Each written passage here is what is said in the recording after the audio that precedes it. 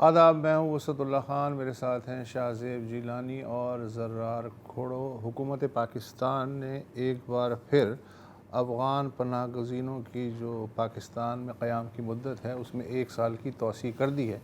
اس پہ ہم تفصیلی بات ابھی کرنے والے ہیں۔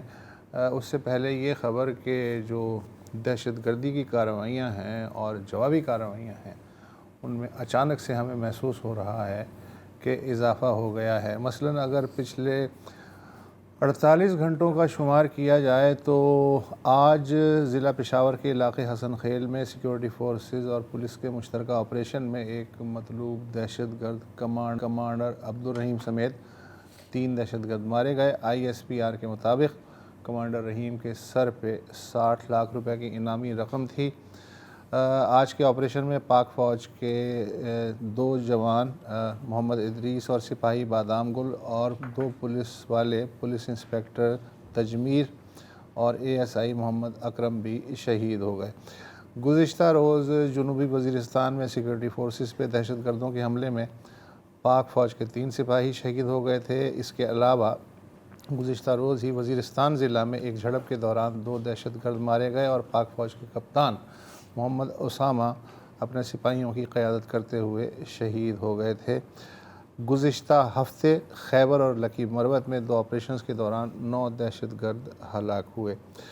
2023 میں دہشت گرد کارروائیوں میں جتنے لوگ مرے تھے دہشت گرد یا سیکورٹی فورسز کے، اندازہ یہ ہے کہ وہ پچھلے 6 سالوں میں سب سے زیادہ تعداد تھی صرف 1 سال میں، یعنی 2017 کے بعد سے۔ ہمارے ساتھ محمود جان بابر موجود ہیں، دوست ہیں، سینئر جرنلسٹ ہیں، سما کے بیورو چیف ہیں پشاور کے۔ محمود بھائی، میں یہ جاننا چاہتا ہوں کہ 2023 کی اعداد و شمار تو خیر 6 مہینے گزر گئے، یہ جو 6 مہینے ہیں 2024 کے، اگر اس کو کمپیئر کریں پچھلے سال سے تو کیا مسالہ تیز ہو گیا ہے یا اتنا ہی ہے؟ ہیلو، بہت شکریہ وسط صاحب۔ بات یہ ہے کہ کچھ اشارے مل رہے ہیں اور ان کارروائیوں سے بھی کہ اب اضطراب ہے ان لوگوں کو جو کہ پہلے ان کے پاس اس قبائلی اضلاع میں خیبر پختونخوا کے مختلف حصوں میں ان کے لیے کچھ سینکچوریز ہوا کرتی تھی، وہ وہاں پہ رہتے تھے۔ اب میرے خیال میں ان کے پاس رہنے کو کوئی جگہ نہیں، تو جتنا وہ موو کریں گے تو جتنا موو کرتے ہیں تو کہیں نہ کہیں ان کا سامنا کسی نہ کسی سے ہوتا رہتا ہے۔ اور اس کے علاوہ یہ صرف اب دہشت گردی ہی کا مسئلہ بھی نہیں ہے، اس کو تھوڑا سا سمجھنے کی ضرورت ہے کہ خیبر پختونخوا میں جو دہشت گردی ہو رہی ہے اور قبائلی اضلاع میں، یہ اور اس کی لائن کراس ہو گئی ہے سمگلنگ کے ساتھ۔ اور سمگلنگ بھی کوئی عام سمگلنگ نہیں ہے کہ پہلے آپ کوئی چیز اٹھا کے لے جاتے تھے آپ کو 1500 روپے مل جاتے تھے، نہیں، اب آپ کو صرف ایرانی پیٹرول میں پر ڈے پاکستان میں 1.5 ارب روپے کی کمائی کر رہے ہیں وہ لوگ جو کہ ایران سے پیٹرول لاتے ہیں، اور اس کا روٹ آپ کو معلوم ہے کہ بلوچستان سے ہوتا ہوا خیبر پختونخوا، ان دونوں کی سرحدیں جو ہیں وہ ان کرائسس زونز کے ساتھ بالکل لگی ہوئی ہیں، جن کو آپ بلوچستان، ایران، افغانستان اور یہ سارے مل ملا کے، تو یہاں پہ انٹرسٹ گروپ بھی بہت زیادہ ہیں۔ یہاں پہ صرف ٹیررزم نہیں ہے، انٹرسٹ گروپ جو ہے وہ زیادہ پاورفل ہے ٹیررزم کے مقابلے میں، اور وہ جتنا کما رہا ہے تو وہ نہ صرف ایران کی پیٹرول میں کما رہا ہے، منشیات میں بھی کما رہا ہے، ٹائروں میں کما رہا ہے، نان کسٹم پیڈ گاڑیوں میں کما رہا ہے، غیر قانونی تمباکو میں کما رہا ہے، اور سب کچھ میں کما رہا ہے۔ اور یہ جو آپ بتا رہے ہیں، یہ جو محمود آپ بتا رہے ہیں، اس میں یہ کمائی اور اسمگلنگ اور یہ جو روزانہ خبریں آ رہی ہیں کہ اتنے دہشت گرد مارے گئے، ان دونوں میں کیا لنک بنائیں گے آپ؟ لنک یہ ہے کہ پہلے تو ان دہشت گردوں کو کہیں باہر سے فنڈنگ ہوتی تھی تو یہ کوئی کارروائی کرتے تھے، لیکن اب یہ جہاں پہ کارروائی کرتے ہیں تو وہ زون جو ہے تو وہاں پہ فورسز جتنی بھی ہیں، لا انفورسمنٹ ایجنسیز لے لیں، کسٹم لے لیں، پولیس، یہ سب ان کے لیے وہاں پہ آسانی سے اپنی ڈیوٹی کرنا آسان نہیں ہوتا، تو جتنا بھی یہ پیسے آتے ہیں یہ انویسٹ کیے جاتے ہیں اس سارے بزنس میں، اور اس کا ایک حصہ اگر وہ اربوں روپے کمائے جا رہے ہیں تو چند کروڑ اگر اس میں بھی لگ جائیں کہ ان فورسز کو انگیج رکھا جائے, ان پہ گولیاں برسائی جائیں. وہ لوگ جو کہ اس جنگ سے ہٹ گئے تھے اور وہ جو عام جرائم پیش آتے وہ بھی اس میں آ گئے ہیں, ان کو معلوم پڑا ہے کہ اب پیسہ بہت ہے تو اب پیسہ یہاں سے بھی کمایا جائے. تو وہ سارے مل ملا کے ٹیررزم اور یہ جو چیز ہے یہ دونوں آپس میں ایسے مل گئے ہیں کہ اب ان دونوں کو آپ ایک دوسرے سے الگ نہیں کر سکتے. یہ آپ نہیں کہہ سکتے کہ یہ الگ الگ ہیں. تو اس وجہ سے یہ دونوں اب ایک ہی ہانڈی میں پک رہے ہیں, اور ایک ہی ہانڈی جو ہے وہ اس خیبر پختونخوا میں ساری پک رہی ہے. لیکن ایک جو مشکل ہے اس وقت, مشکل یہ ہے کہ فورسز اکیلے لڑ رہی ہیں. ایک سیاسی حکومت جو یہاں موجود ہے وہ اتنا بھی نہیں کرتی کہ ان کے جنازوں میں جائے. ایک واٹس ایپ گروپ پہ ایک تعزیتی پیغام آتا ہے وزیر اعلیٰ صاحب کا, ایک مشیر اطلاعات صاحب کا, بس یہ کافی ہوتا ہے. اور وہ کہتے ہیں کہ یہ جنگ چونکہ ہماری نہیں ہے تو ہم نے کیوں جانا ہے. تو وزیر اعلیٰ ہاؤس سے پولیس لائن جہاں پہ آج بھی جنازے پڑے گئے ہماری فورسز کے جوانوں کے, کلومیٹر کا فاصلہ, 1 کلومیٹر کا فاصلہ بھی نہیں ہوگا. میں جتنا سمجھتا ہوں 1 کلومیٹر کا فاصلہ نہیں ہے. لیکن کسی جنازے میں مجھے نہیں یاد کہ آج تک صوبائی حکومت کا کوئی بندہ آیا ہو. تو وہ سپورٹ حاصل نہیں ہے. اور دوسری طرف وہ جن علاقوں میں یہ سب کچھ ہو رہا ہے وہاں کے لوگ ڈرے ہوئے ہیں, کیونکہ وہ کئی بار آپریشنز کی وجہ سے گھر چھوڑ کے نکلے تھے. تو جب وہ گھروں کو واپس آئے تو گھر میں کچھ نہیں بچا تھا. تو لوگ ڈرے ہوئے ہیں, حکومت ساتھ نہیں ہے, فورسز اکیلے ہیں, اسمگلر بھی ہیں اور دہشت گرد بھی ہیں. یہ سارے مل ملا کے ایک سچویشن کریٹ ہوئی ہے جو مجھے اور آپ کو زیادہ لگ رہی ہے. تو محمد محمود جان صاحب, اس کا مطلب ہے کہ کرمنل ٹیررسٹ نیٹ ورک جو نیکسس ہے وہ انتہائی مضبوط ہو گیا ہے پچھلے سالوں میں, پچھلے ماہ میں. اور دوسری جانب پولیٹیکل لیڈرشپ اور ملٹری لیڈرشپ یا سیکیورٹی فورسز کے بیچ میں کوئی ایز سچ کوآپریشن نہیں ہے. تو یہ تو پھر ایک بہت ہی خطرناک صورتحال ہے. اور تیسرا پہلو بھی شامل کر لیں کہ جو ٹیررسٹوں کے پاس ہتھیار ہیں وہ خاصے بہتر ہیں. جب اتنی فنڈنگ ہے تو ہوگی. وہ جو ہتھیار تھے تو آپ کو سب کو معلوم ہوگا, بہت پڑھے لکھے اور سمجھدار لوگ ہیں, معلومات زیادہ ہیں. افغانستان میں امریکہ سے رہ گئے تھے, امریکہ کہتے ہم سے رہ گئے تھے, لیکن یہاں پہ لوگ سمجھتے ہیں کہ وہ چھوڑ دیے گئے تھے. اور یہ اس لیے چھوڑے گئے تھے کہ امریکہ کے خلاف جو لڑے ان کو بھی سزا ملے اور پاکستان میں بھی ایک انریسٹ رہے. تو اب وہ ہتھیار جو ہے وہ ان کے ہتھے چڑھے ہیں جو مختلف جیلوں سے افغانستان میں رہا ہوئے, اور پھر وہ گزشتہ جو حکومت تھی اس کے دوران جو ایک مذاکراتی عمل کے دوران جو لوگ تھے تو وہ ان کے ہتھے لگ گئے, اور وہ بارڈر بھی کراس کر کے پاکستان آ گئے. جب بارڈر پہ سکون تھا, مذاکرات ہو رہے تھے اور حکومت کچھ نہیں کہہ رہی تھی ان دنوں, تو کافی ساری تعداد میں لوگ بھی آ گئے. اور پھر یہاں کے جو کرمنل گینگز تھے انہوں نے بھی اس بزنس میں ہاتھ ڈال دیا. لیکن اب بات یہ ہے کہ میرا خیال ہے کہ اب ہماری پولیس اور باقی فورسز کے پاس بھی وہ ہتھیار ہیں, اور انہوں نے بھی کچھ ڈیجیٹل ٹیکنالوجی بھی اس میں استعمال کرنے کی وہ کریں, جس طرح ڈرون ہیں. ان ڈرون سے فائدہ ہو رہا ہے, اس لیے بڑے نام مرنے والوں میں جو اس طرف کے لوگ ہیں ان میں بڑے نام سامنے آ رہے ہیں, اور ان کی تعداد بھی کافی زیادہ ہے. اور پریشانی بھی وہاں پہ کافی زیادہ مجھے محسوس ہو رہی ہے کہ وہ لوگ پریشان بھی, کیونکہ ان کے لوگ بھی کافی زیادہ مر رہے ہیں. اچھا, ایک طرف نقصان نہیں ہو رہا. محمود جان صاحب, یہ جیسے وسط صاحب نے پہلے شروع میں کہا کہ اس کی ایک اور پہلو بھی ہے, اور وہ یہ کہ ہم چونکہ افغانستان سے کافی تنگ تھے تو ہم نے کہا کہ تھوڑا ان پہ دباؤ ڈالا جائے. پچھلے سال نگراں حکومت نے کہا کہ یہاں سے افغان پناہ گزینوں کو ہم واپس بھیجیں گے, اور ہم نے کوئی 5 لاکھ لوگ واپس بھیج بھی دیے. اس وقت بار بار حکومت کے جو ترجمان تھے وہ کہتے تھے کہ ان پناہ گزینوں میں ٹیررسٹ ہوتے ہیں, جرائم پیشہ لوگ ہوتے ہیں, ہماری سیکیورٹی بہتر کرنے کے لیے بھی ان کو نکالنا ہے. تو جو بندے ہم نے واپس بھیج دیے اس سے کوئی سیکیورٹی پہ کوئی فرق پڑا؟ یہ وہ پناہ گزین جو پہلے والے تھے ان میں اور ان میں فرق ہے. جو اب کی بار اگر آپ کو یاد ہو 15 اگست کو جب افغانستان میں طالبان آئے تو وہاں سے پھر کچھ 7 لاکھ کے قریب پناہ گزین پاکستان آئے, اور وہ لوگ تھے جن کے لیے پاکستان کے بارڈر کھول دیے گئے تھے, ان پہ کوئی چیک اینڈ بیلنس نہیں رکھا گیا تھا. وہ لوگ یہاں آئے تو آپ کیا سمجھتے ہیں, جب بارڈر کھلا تھا ایک خاص بڑا بارڈر, اور لوگ پاکستان آ رہے تھے, تو اس میں صرف وہی لوگوں نے آنا تھا جو کہ طالبان سے تنگ تھے, یا انہوں نے بھی آنا تھا جو پاکستان آنا چاہ رہے تھے. تو ایک اندازہ ہے کہ اس میں کافی سارے لوگ آئے ہیں. باقی افغانوں کی واپسی کا جو معاملہ ہے، یہ دونوں ملکوں کے مابین ایسی چیزیں ہیں جو ایک دوسرے کے لیے استعمال ہوتی ہیں، پھر ٹیبل ٹاک ہوتی ہے، پھر وہاں بیٹھ کے بات ہوتی ہے. اب جو آپ خبر دے رہے ہیں کہ 1 سال کے لیے ان کو ریلیکسیشن ملی ہے، ابھی تھوڑی دیر پہلے میں دیکھ رہا تھا تو وزارت خارجہ کے ترجمان نے پاکستان نے کہا کہ نہیں، وہ ریلیکسیشن ہم نے نہیں دی، وہ خبر ٹھیک نہیں ہے.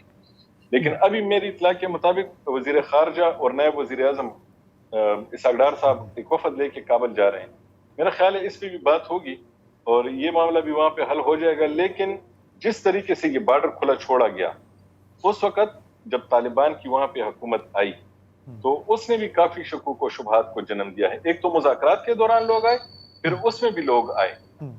تو اتنے سارے مہمان کسی گھر میں آ جائیں تو مسئلہ تو بنتا ہے، اور وہ مسئلہ بنا ہوا ہے اس وقت.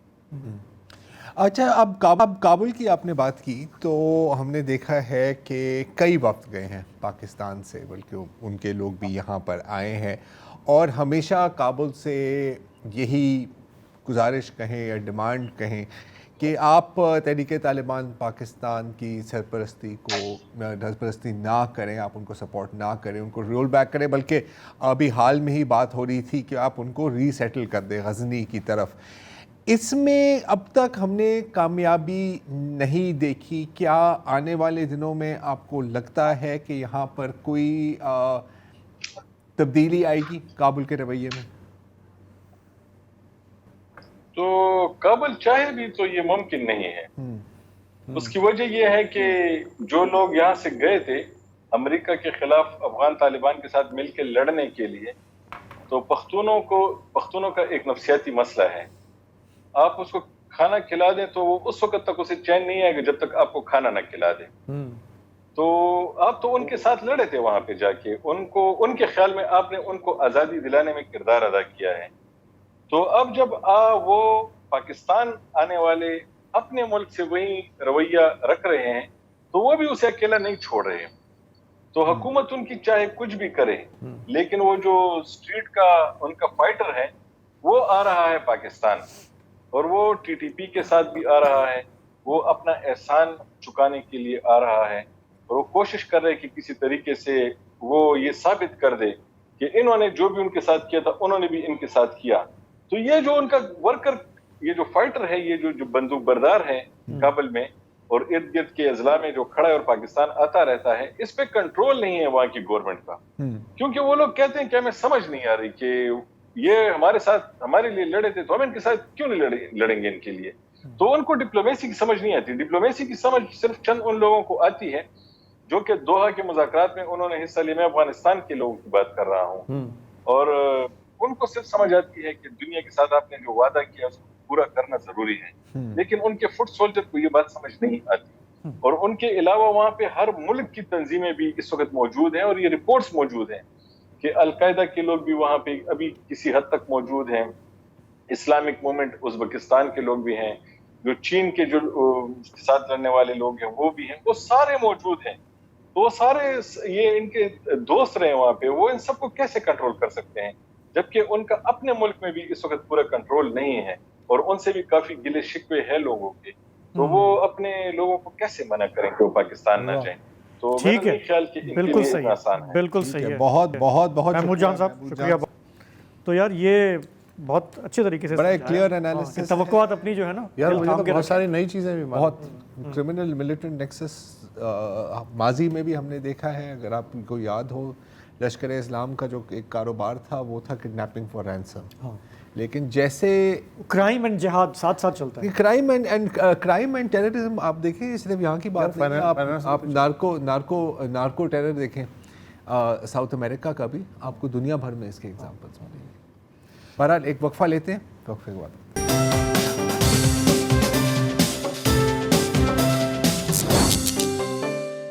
پاکستان میں ہمارے ہاں اکنامک گروتھ کا خواب جو ہے وہ تو خواب رہ گیا، لیکن ایک میدان ہے جہاں پہ گروتھ میں ہم سب سے آگے جا رہے ہیں، اور وہ ہے پاپولیشن گروتھ. آپ جانتے ہیں کہ ہمارے ملک کی آبادی بہت تیزی سے بڑھ رہی ہے. اس وقت جو اس کا سرکاری طور پہ بتایا جا رہا ہے، جو ریٹ آف گروتھ ہے وہ 2.55% ہے، جو کہ اگر ہم جنوبی ایشیا کی بات کریں تو ہم سارے ملکوں سے آگے ہیں ماسوائے افغانستان کے. تو ہماری یہ جو معاملات ہیں اس کی وجہ کیا ہے؟ وجہ بالکل صاف ہے کہ ہم اس ملک میں رہتے ہیں جہاں پر ٹی وی چینل پر ایک صاحب آ کر اپنی سابق اہلیہ کی مینسٹرل سائیکل پہ بے شک نیوز کانفرنس کر سکتا ہے، اس کی 6 سرخیاں بن سکتی ہیں، اس پر پروگرام ہو سکتے ہیں، لیکن ہم سیکس ایجوکیشن پہ بات نہیں کر سکتے، ہم کانٹرسیپشن پہ ہم بات نہیں کرتے. ہمارے ہاں جو گورنمنٹ ہے اس کی ترجیحات بھی اگر آپ دیکھیں تو شاذ و نادر ہی آپ کو کوئی سیاسی پارٹی فیملی پلاننگ پہ بات کرتی نظر آئے گی یا اس کو پرائیورٹی بنائے گی، کیونکہ ذرا میرے حساب سے یہ سبجیکٹ جو ہے اٹس ناٹ سیکسی انف.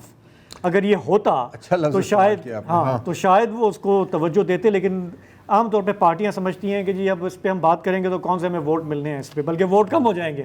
وہ تو چاہتے ہیں آبادی بڑھے، ووٹر بھی کم ہو جائیں گے، ووٹر بھی کم ہو جائیں گے، تو وہ کہتے ہیں ایک سوچ ہے، یہ ایک سوچ ہے. اب مجھے نہیں پتا یہ مت ہے یا واقعی کہ پرواہ ہی نہیں ہے. ہاں کہ آپ میرا خیال ہے کہ پرواہ ہی نہیں، آبادی بڑھائیں، لوگ الٹریٹ رہیں، ہمارے احسان تلے رہیں، تو ہم اس قوم کو ہانکنے کے قابل ہو جائیں گے. تو کل کا دن جو ہے وہ دنیا میں منایا جاتا ہے آبادی کے دن کے طور پہ. ہمیں تو میرا خیال ہے کہ روز ہی منانا چاہیے، کیونکہ ہم اس میں اتنا زبردست پرفارم کر رہے ہیں، بچے پیدا کر رہے ہیں روز. لیکن اس معاملے کو تھوڑا سا سمجھتے ہیں کہ آن گراؤنڈ رونا تو ہم روتے رہتے ہیں، لیکن اگر کوئی کام ہو رہا ہے تو کیا ہو رہا ہے. ہمیں پروگرام میں آج جوائن کر رہی ہیں پاد، ایک انٹرنیشنل NGO ہے، اس کی کنٹری ڈائریکٹر ہیں مدیہ لطیف. مدیہ، آپ کا پروگرام میں خیر مقدم. آپ کا ماضی کا تجربہ جو ہے وہ خواتین کی حقوق کے حوالے سے ہے، حقوق نسواں کے حوالے سے ہے، اور ہم جانتے ہیں کہ بنگلہ دیش جیسے ملکوں نے جس میں پاپولیشن پہ کنٹرول حاصل کیا، وہ ایسے ہی کیا کہ انہوں نے اپنی خواتین میں انویسٹ کیا، ان کو یہ حق دیا کہ بچے پیدا کرنے کا فیصلہ جو ہے وہ شوہر یا ساس نہ کرے، اس کا خاتون کا اپنا بھی اس میں عمل دخل ہو کہ وقفے سے کرنا ہے، کب کرنا ہے، کتنے کرنے ہیں.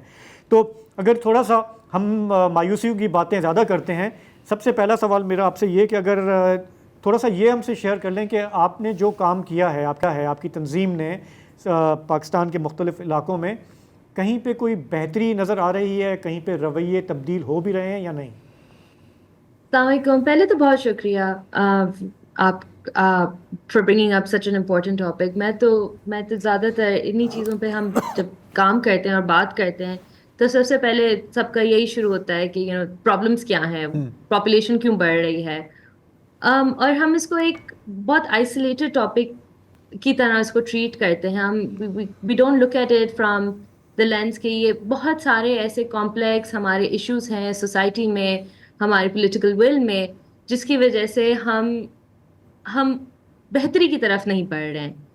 تو ہمارا جو کام ہے، جو پاتھ فائنڈر کا کام ہے، ہم کمیونٹیز میں کام کرتے ہیں، ہم رورل سندھ میں کام کرتے ہیں، خیبر پختونخوا میں بھی کام کرتے ہیں، اور ہم یہ دیکھتے ہیں کہ لوگوں کا ڈیمانڈ ہے، لوگ چاہتے ہیں کہ وہ اپنی صحت کا خیال رکھیں، وہ ہیلتھی فیملیز کی طرف بڑھیں، لیکن ایکسیسیبلٹی کے ایشوز ہیں، سپلائی کے ایشوز ہیں، انویسٹمنٹ کے ایشوز ہیں، جس کی وجہ سے ان تک یہ سروسز محدود نہیں ہوتی. سوچ بدل رہی ہے، ایکسیپٹیبلٹی بڑھ رہی ہے، ڈیمانڈ بھی آ رہی ہے، بٹ ہمیں اب تھوڑا سا سپلائی سائڈ کو اسٹرانگ کرنے کی ضرورت ہے in order to meet these. نہیں، جب آپ سپلائی کی بات کر رہی ہیں تو آپ کیا مطلب کانٹرسیپشن نہیں پہنچ رہے لوگوں تک، خواتین تک، مردوں تک، اس کی بات کریں؟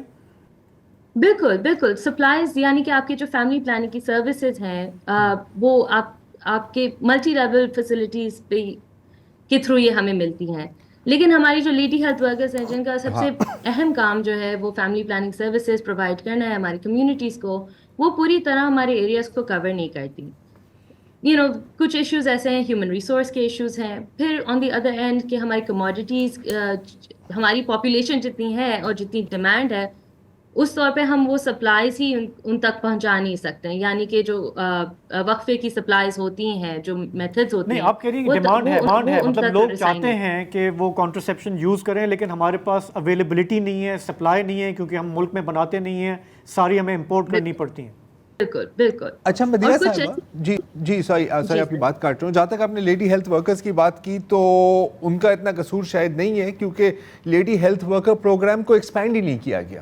कई सालों से, तो एक बहुत एक महदूद अमाउंट है लेडी हेल्थ वर्कर्स का, उनको पहले भी और भी बहुत काम है, तो आप उनको इसमें अगर डिप्लॉय करना चाहें तो पहले उनकी तादाद बढ़ाएं, और ये ज़ाहिर है हुकूमत का और बात तनख्वाह है। भी दें, तनख्वाह भी अक्सर तो वो मुजाहरे कर रहे होते हैं, तनख्वाह दें, सहूलियात दें और तादाद बढ़ाएं, ठीक है, ये तीन चीज़ें हो गई यहाँ पर। जहाँ तक डिमांड की बात है तो पाकिस्तान के पास एक अल्हम्दुलिल्लाह एक बहुत बड़ा फार्मास्यूटिकल सेक्टर है, थ्राइविंग सेक्टर है एक तरह से, वो प्राइसेस के मसले चलते रहते हैं। और मेरी बात भी हो रही थी कुछ फार्मास्यूटिकल रेप्स से पिछले कई हफ्तों में, वो कहते हैं कि जी हम बिल्कुल प्रोडक्शन बढ़ा सकते हैं कॉन्ट्रासेप्टिव्स की, हम लोकली भी मैन्युफैक्चर कर सकते हैं, लेकिन पता नहीं क्यों कोई इसके अंदर एक मिसिंग लिंक कहीं हमें नज़र आता है, जो शायद हुकूमत है या हुकूमत का रवैया है कि आप इंसेंटिवाइज नहीं होते, आप फार्मास्यूटिकल्स को अप्रोच नहीं करते कि यार आप डोमेस्टिक प्रोडक्शन करें। बाकी हर चीज़ में तो हम बात करते हैं ना कि यार हमें इंपोर्ट सब्स्टिट्यूशन चाहिए, इसमें नहीं सब्स्टिट्यूशन चाहिए। आपकी अक्सर बातें होती हैं मिनिस्ट्रीज़ के साथ, हुकूमत के साथ आपकी लिएज़ॉन रहती है, कितनी विल आपको नज़र आती है? विल से पहले समझ भी है कि ये कितना बड़ा मसला है, क्योंकि जिस तादाद से, जिस रफ्तार से हमारी आबादी बढ़ रही है, आपके पानी के वसाइल, आपकी हाउसिंग, आपकी इकोनॉमिक ग्रोथ, वो तो सारी खाई जा रही है। तो is the government even aware of the problem? जी, मेरे नज़दीक the government is very aware of the problem, and कुछ साल पहले हमने काउंसिल ऑफ कॉमन इंटरेस्ट भी के थ्रू हमने कुछ प्रपोजल्स और रिकमेंडेशंस भी गवर्नमेंट को दी थी ऑन सम करेक्टिव एक्शंस, जिसको गवर्नमेंट ने सीरियसली लिया था। उसमें एक था कि जी प्रोविंशियल टास्क फोर्स बना दें, नेशनल टास्क फोर्स बना दें, कोऑर्डिनेशन बेहतर कर दें, ताकि जो सप्लाई चेन के इश्यूज हैं या फिर जो कोऑर्डिनेशन और इंटर डिपार्टमेंटल कम्युनिकेशन के इश्यूज हैं वो रिजॉल्व हो जाएं, ताकि एक्सपेडाइट हो जाए supply chain and commodity supplies. और एक हद तक ये हुआ है, एंड सिंध में तो पर्टिकुलरली आपको पता होगा कि एक ही मिनिस्टर है हेल्थ और पॉपुलेशन का, वो काफ़ी टाइम से वही मिनिस्टर, काफ़ी टाइम से वही निज़ाम है इसका, which creates the kind of departmental linkages जिसकी ज़रूरत थी हमें। उसके साथ साथ हमारी गवर्नमेंट जो है बहुत सीरियसली ले रही है कुछ ऐसे इंटरवेंशंस को जो लॉन्ग टर्म बिहेवियर चेंज के ऊपर फोकस्ड हैं। उसको हम सोशल बिहेवियर चेंज कहते हैं इन प्रैक्टिशनर लैंग्वेज, लेकिन ये एक बहुत ही सिंपल तरीका है जो ये दिखाता है कि आप अगर कम्युनिटीज़ के साथ को क्रिएशन करें, उनके साथ सोल्यूशंस डेवलप करें और उनकी सुने और जो वो कह रहे हैं उस पर अमल करें और कोशिश करें कि उन तक जो सर्विसेज वो चाहते हैं वो उन तक पहुंचे। सॉरी हमें एक ब्रेक की तरफ जाना है। ये आपका बहुत इंपॉर्टेंट पॉइंट है कि लोगों की सोच बदलने के लिए क्या करना होगा, खास करके मर्दों की सोच बदलने के लिए। इस पे बात करेंगे, एक ब्रेक के बाद वापस आते हैं।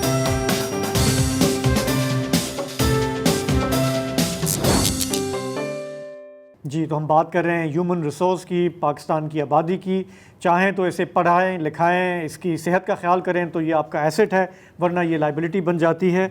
हमने अभी हम बात कर रहे हैं मदिया लतीफ़ से, कंट्री डायरेक्टर हैं पाथ फाइंडर इंटरनेशनल की। मदिया, ब्रेक पे जाने से पहले मैं आपसे ये जानना चाह रहा था कि मसले से तो हम वाकिफ़ हैं और आप चूँकि ऑन द ग्राउंड काम करते हैं, मुझे कोई ऐसी बात बता दें जिससे मेरा हौसला बने कि हम चाहें तो हम इसे टैकल कर सकते हैं बाकी मुल्कों की तरह।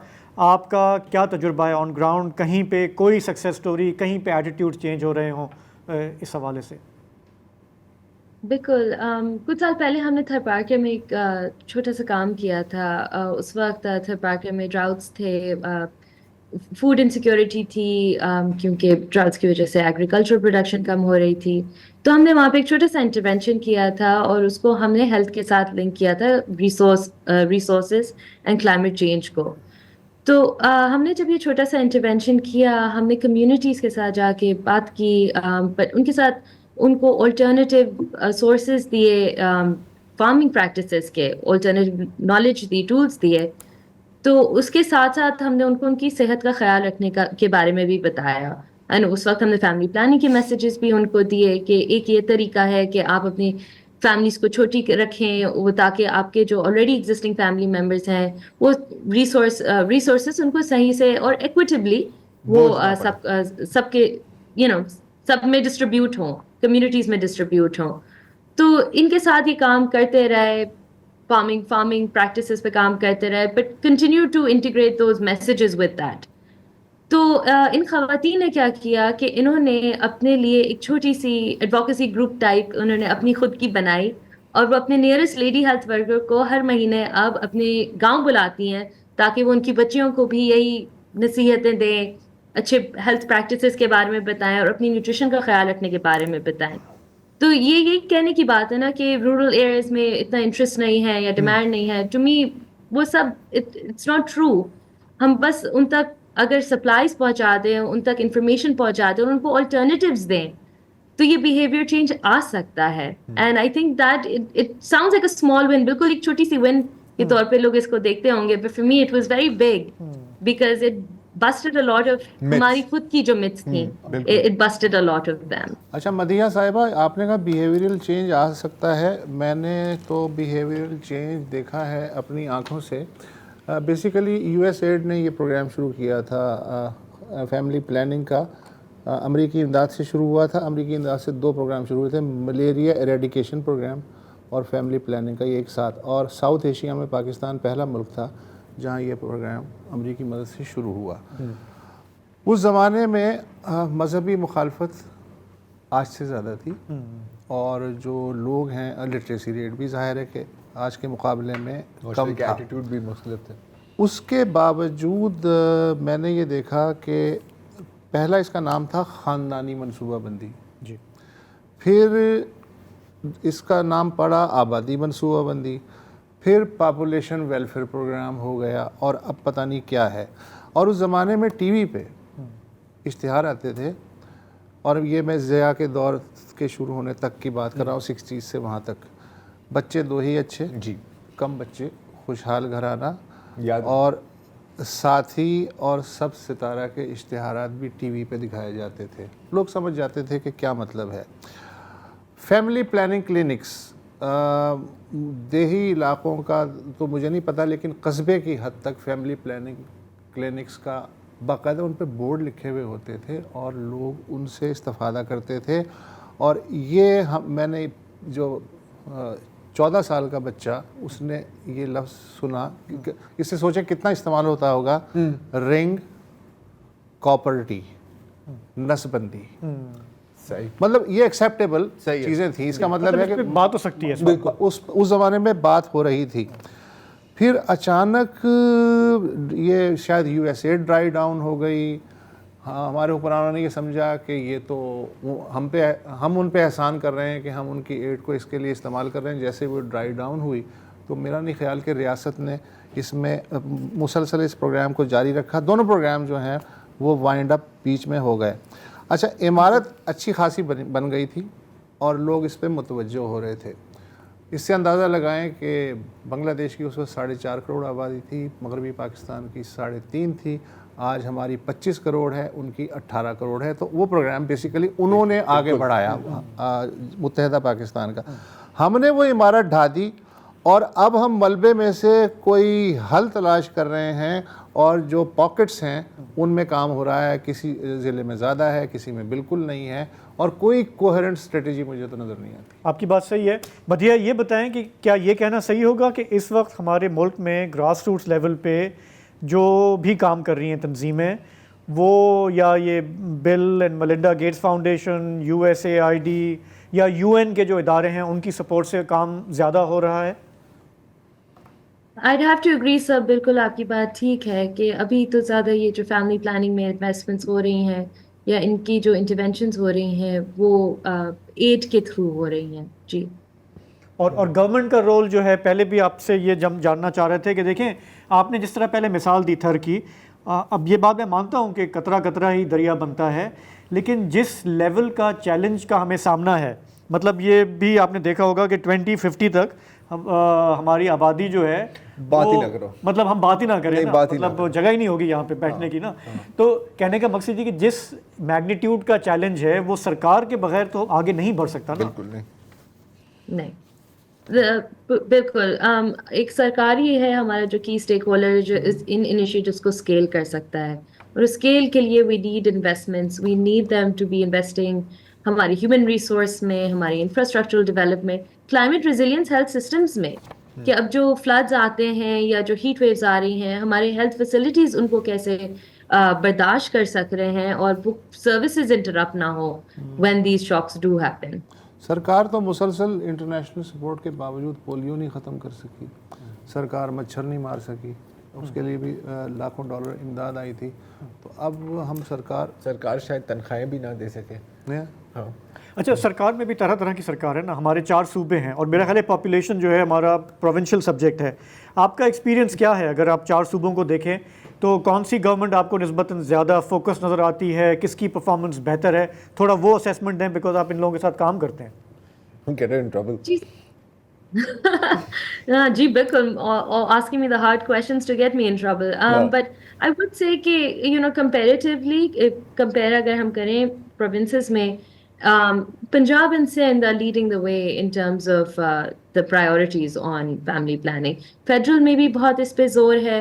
Federal is investing تھوڑا سا interventions کی طرف, جو long term behavior change کی طرف جا رہا ہے. DGPPW جو ہماری ہیں انہوں نے انیشیٹوز لیے ہوئے ہیں کہ سوشل بیہیویئر چینج کے اوپر ہم فوکس کریں, اور جیسے یہ پہلے بھی کیمپینز چلی ہیں, اور behaviour and practices and attitude shifts لانے کے لیے جو کام کرنے کی ضرورت ہے فار فیملی پلاننگ اپ ٹیک, اس پہ تھوڑا سا زیادہ زور ہے. اینڈ سندھ میں اور پنجاب میں data management systems, human resource improvement, trainings and capacity building پہ بھی زیادہ کام ہو رہا ہے کمپیئر ٹو بلوچستان اینڈ کے پی. وسط صاحب نے ابھی بات کی کہ ہمارے ہاں یہ مذہبی تنظیمیں آڑے آتی ہیں, اگر آپ آگہی دیں, لیکن آپ کا ایکسپیرینس جو ہے کلچر کے حساب سے, کہ ہمارے ہاں کلچر بھی یونیفارم نہیں ہے نا, کہیں پہ ٹرائبل کلچر ہے, کہیں پہ اربن ہے, کہیں پہ رورل ہے, اس میں آپ کی آبزرویشن کیا ہے؟ سر کلچرل تو ہمارے پاس کلچرل ہمارا جو نظام ہے وہ تھوڑا سا کمپلیکس ہے, ہر جگہ ڈفرینٹ ہے, مینیفیسٹیشنز ان کی ڈفرینٹ ہوتی ہیں, لیکن ان کا امپیکٹ ایک ہی ہے اور مینیفیسٹیشنز بھی ایک ہی ہیں کہ خواتین اور بچیوں کی جو رائٹس ہے یا ان کی جو صحت پہ جو توجہ دینی چاہیے ہمیں, وہ نہیں ہے, وہ پرائیورٹی نہیں ہے. انڈیویجول لیول پہ, کمیونٹی لیول پہ ہم خواتین اور بچیوں کی صحت کو امپورٹنٹ نہیں سمجھتے. اور وہ ایک اس کا جو انٹرسیکٹنگ فیکٹر یہ بھی ہے نا کہ ہم نہ تو ایجوکیشنل اپرچونیٹیز دے پا رہے ہیں, نہ اکنامک اپرچونیٹیز ان کو دے پا رہے ہیں کہ وہ اپنے لیے بھی تھوڑی سی انڈیپینڈنس یا فری ول کی طرف فوکس اگر عورت سے زیادہ مرد پہ ہو جائے تو شاید یہ منصوبہ کامیاب ہو سکتا ہے. بالکل, we do need to focus on the man. ہمیں اپنے مردوں کے ساتھ انگیج کرنا بہت ضروری ہے, اینڈ وہ سوشل بیہیویئر چینج کا ایک حصہ ہے. بالکل ٹھیک ہے. مدیحہ لطیف, آپ کا بہت بہت شکریہ اس موضوع پر آپ نے ہمیں جوائن. دیکھیں اب میں صرف اتنا کہہ سکتا ہوں, اگر آپ اس طرح چلتے رہیں تو یہ ایک ٹائم بام ہے. مجھے پتہ ہے بڑی پاپولیشن بام کسی پھٹی بات ہے, مطلب دہائیوں سے یہی بات چل رہی ہے. اور آپ دیکھیں کہ کتنی تیزی سے آپ کی جتنی بھی زرعی زمین ہے وہاں پر ہاؤسنگ سوسائٹیز بن رہی ہیں, وہ بھی ایک آبادی کا فیکٹر ہے. لیکن آپ گھر تو بناتے جا رہے ہیں, لوگ ان کو خرید بھی رہے ہیں, پلاٹ بھی خرید رہے ہیں, لیکن آپ کے ایگریکلچرل پروڈکشن بھی پھر نیچے جا رہی ہے. تو جہاں بھی آپ دیکھیں اگر اسی طرح چلتے رہیں تو کرائسس ہی ہے نا یار. چلیں کرائسس پہ کرائسس, ایک بریک لیں گے, واپس آئیں گے, کچھ بات کریں گے غزہ کی.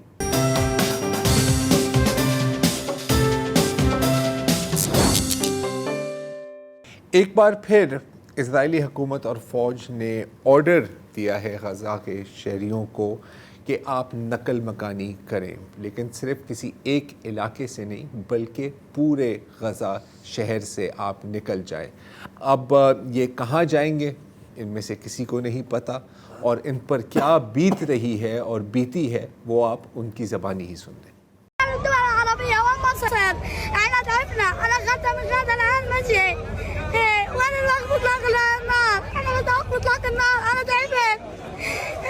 الدول العربية قاعدة تتفرج علينا شتينا فينا, احنا تعبانين.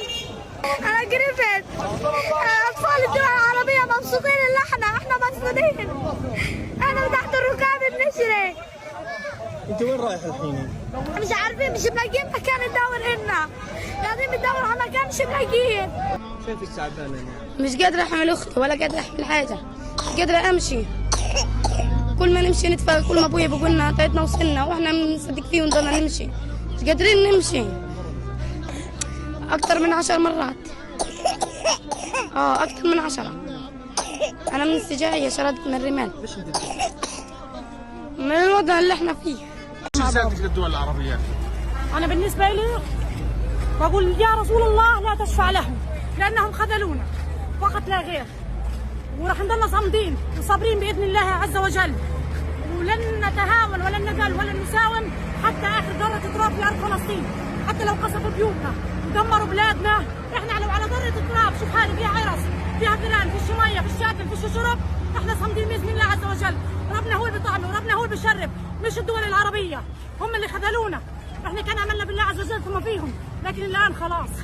اگر ظاہر ہے کہ اگر آپ اسرائیل سے پوچھیں، اگر آپ اسرائیل کی بات سنیں تو وہ کہیں گے کہ ہاں جی ہم دہشت گردوں کے خلاف جنگ لڑ رہے ہیں، ہمیں شہریوں سے کوئی لینا دینا نہیں ہے. لیکن تمام ثبوت اور تمام فوٹیج ہمیں یہی بتاتی ہے کہ یہ ایک جھوٹ ہے. کل جو حملہ ہوا تھا العودہ اسکول، خان یونس کے العودہ اسکول پر، آج الجزیرہ نے اس کی فوٹیج ریلیز کی ہے جس میں واضح کلیئر آپ کو نظر آتا ہے کہ بچے فٹ بال کھیل رہے تھے، نوجوان فٹ بال کھیل رہے تھے اور ان کو دیکھ کر اسرائیل نے ان کو نشانہ بنایا. یہ ہے وہ موقع جب وہاں پر بمباری کی گئی. اور جیسے آپ کو کل ہی بتایا تھا، لینسیٹ کے مطابق اب جاں بحق فلسطینیوں کی تعداد تقریباً 2 لاکھ تک پہنچ گئی ہے. اور شاہزیب یہی سوال میرا خیال ہے امریکن حکومت سے بھی پوچھا گیا کہ کیا آپ نے دیکھا ہے یہ؟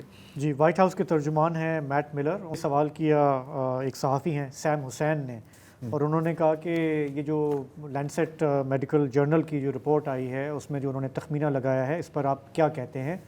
تو میٹ ملر کا آپ رد عمل دیکھیں.